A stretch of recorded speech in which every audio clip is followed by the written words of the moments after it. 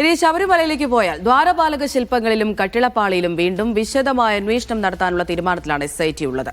മുൻകാലങ്ങളിൽ പാളികൾ മിനുസപ്പെടുത്തിയതിലാണ് അന്വേഷണം നടത്തുക. പാളികളുടെ ശാസ്ത്രീയ ഘടനയിൽ വ്യത്യാസമുണ്ടെന്ന് VSSC നടത്തിയ പരിശോധനയിൽ കണ്ടെത്തിയിരുന്നു. എന്നാൽ കാലപ്പഴക്കം റിപ്പോർട്ടിൽ ഇല്ലാത്തതിനാണ് SIT വിശദാന്വേഷണത്തിലേക്ക് കടക്കുന്നത്.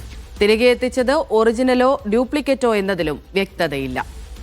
അതിനിടെ കേസിന്റെ ഇടക്കാല റിപ്പോർട്ട് SIT ഇന്ന് ഹൈക്കോടതിക്ക് സമർപ്പിക്കും.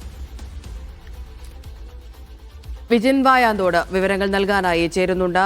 വിജിൻ, ഇതിപ്പോൾ VSSC റിപ്പോർട്ട് കഴിഞ്ഞ ദിവസം വിശദമായി തന്നെ SIT പരിശോധിക്കുകയുണ്ടായി. അതിന്റെ കൂടെ പശ്ചാത്തലത്തിലാണോ ഇനിയിപ്പോൾ കുറച്ചുകൂടി ആഴത്തിലുള്ള അന്വേഷണത്തിലേക്ക് കടക്കണമെന്നുള്ള തീരുമാനത്തിലേക്ക് എത്തിയിരിക്കുന്നത്? അമൃത, തീർച്ചയായും. അതായത് VSSCയുടെ റിപ്പോർട്ട് നിലവിൽ കോടതിയിൽ സമർപ്പിച്ചിട്ടുണ്ട് പ്രത്യേക അന്വേഷണ സംഘം. അതിനുശേഷം ഇക്കാര്യത്തിൽ കൂടുതൽ വ്യക്തത വേണം. എത്ര കാലപ്പഴക്കം ഉണ്ട്, സ്വർണം പോയത് മാത്രമല്ല അതിന്റെ രൂപമാറ്റവും ഒപ്പം തന്നെ കാലപ്പഴക്കവും ഒക്കെ നിർണ്ണയിക്കേണ്ടതുണ്ട്. അതുകൊണ്ട് തന്നെ അങ്ങനെ ഒരു കാര്യം നടത്തണമെങ്കിൽ കൂടുതൽ വിശദമായ ഒരു പരിശോധനയിലേക്ക് പോകണം എന്നുള്ളതാണ് SITയുടെ നിലപാട്. ആ കാര്യം ഇന്ന് ഹൈക്കോടതിയെ അറിയിക്കാനുള്ള ഒരു തീരുമാനത്തിലാണ് നിലവിലെന്തായാലും SIT ഉള്ളത്.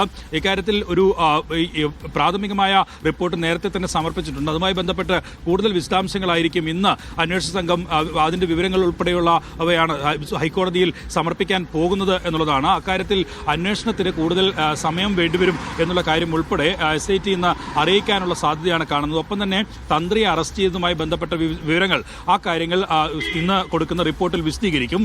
ഒപ്പം കൂടുതൽ അന്വേഷണം, അതായത് കൂടുതൽ ഭാഗങ്ങളിൽ കൂടുതൽ ഈ കൊടിമരം ഉൾപ്പെടെയുള്ളവയുമായി ബന്ധപ്പെട്ട നടത്തിയ അത് പുറത്തേക്ക് കൊണ്ടുപോയതുമായി ബന്ധപ്പെട്ടുണ്ടായ ഇപ്പോൾ പുതിയ വിവരങ്ങൾ ഉൾപ്പെടെയുള്ളവ എന്തായാലും ഇന്ന് ഹൈക്കോടതിയുടെ ശ്രദ്ധയിൽപ്പെടുത്താനാണ് തീരുമാനിച്ചിരിക്കുന്നത്. അതിൽ ഉൾപ്പെടെ കൂടുതൽ അന്വേഷണം വേണ്ടിവരും എന്നുള്ളതാണ് എന്തായാലും SIT ഹൈക്കോടതിയിൽ ആവശ്യപ്പെടാൻ പോകുന്നത്. നിലവിൽ കൊണ്ടുപോയ കട്ടിലപ്പാളി, ഒപ്പം തന്നെ ദ്വാരപാലക ശില്പം ഉൾപ്പെടെയുണ്ട്. അതൊക്കെ കൊണ്ടുപോയത് തന്നെയാണോ തിരിച്ചെത്തിയത് എന്ന കാര്യത്തിലാണ് ശാസ്ത്രീയ പരിശോധന ആവശ്യമായിട്ടുള്ളത് എന്നുള്ളതാണ് SIT വ്യക്തമാക്കുന്നത്. VSSC നൽകിയ റിപ്പോർട്ടിൽ സ്വർണം പോയിട്ടുണ്ട്. അതിൽ കൊണ്ടുപോയ സ്വർണം മാത്രമല്ല അതിൽ മാറ്റം വരുത്തിയിട്ടുണ്ട് എന്ന കാര്യത്തിൽ വ്യക്തതയുണ്ട്. പക്ഷേ ഇതിന്റെ കാലപ്പഴക്കം ഉൾപ്പെടെയുള്ളവയാണ് ഇനി അറിയേണ്ടത്.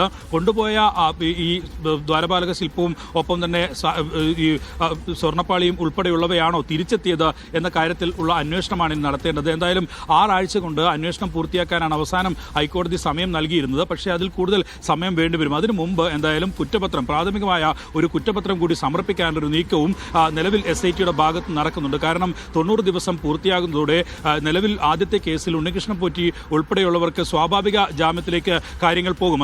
അങ്ങനെയൊരു ജാമ്യം വേണം എന്നാവശ്യപ്പെട്ട് കോടതിയെ നിലവിൽ ഉണ്ണികൃഷ്ണൻ പോറ്റി ഉൾപ്പെടെ സമീപിച്ചിട്ടുമുണ്ട്.